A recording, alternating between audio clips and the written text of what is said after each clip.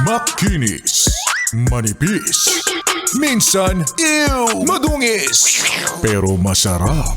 Mwah! Ikis. Sexy time na. Sexy Mega!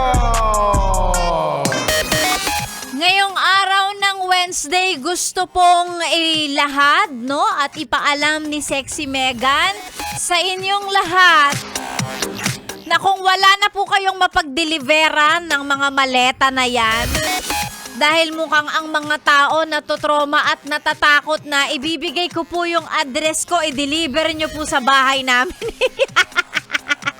I-deliver nyo sa bahay namin yung mga maleta-maleta na yan, ha? Halos yan ang laman ng feed ko ngayong araw na to. Hindi naman ako makarelate kasi ano ba yung maleta-maleta na yan? I-deliver nyo, ha? I-deliver nyo yung maleta na yan sa bahay namin. Kung gusto ninyo with proper documentation pa, magkukuha ako ng picture. Pagkuha ko, mag-unboxing pa ako kung gusto nyo. Bilangin pa natin kung ilan ang laman yan. Ay, nako. Kailan kaya may kakatok sa bahay, magdi-deliver, sasabihin, ma'am, imbis na parcel, ang sasabihin sa akin, ma'am, maleta po. Sana all. Ay, nako, mga yes friend, magandang umaga. Sa mga katulad kong alipin ng salapi lumalaban ng patas, ang mga naghihirap na middle class. O bakit? Tinatawanan natin pero totoo naman. Diba? Totoo naman. Ngayong araw ng Wednesday, magkakasama tayo hanggang mamayang tanghali. I guess wala naman tayong ibang magagawa kundi ang talagang magtrabaho na lang.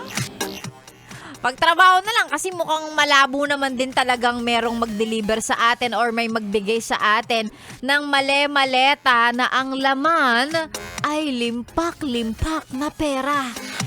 Actually, kahit isa lang. Di ba nakikita natin ang daming dinideliver? Sa akin, kahit isa nga lang. O sige, kung hindi maleta, kahit pouch na lang. Ganon. Paper bag na lang siguro okay na ako. Ay, Diyos ko. Lord, kailan ba? Ako, sure ako malabong mangyari sa akin yan kasi hindi naman ako hindi ako nababayaran. Hindi ako nababayaran. Yung sinasabi nila yung yung mga taga-media daw nababayaran, ganun. Teka lang, sambayan. Taga-media din naman ako, ba't walang nagbabayad? Bakit wala nagbabayad sa akin? Bakit ganon? Sa bagay, kung meron din namang lalapit, baka hindi ko rin tatanggapin kasi hindi naman ako ganong tao.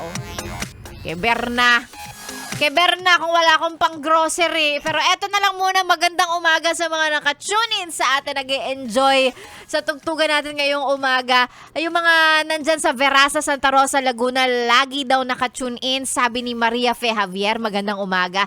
Si Syra Marie Celio, sabi niya, ang kanilang OIC, ayan, si Abigail Nabal nakatune in daw. Pati si Julian Castro Balmores. Maraming salamat, mukhang mga magkaka-opisina na nakatune in sa atin. Good morning sa inyo.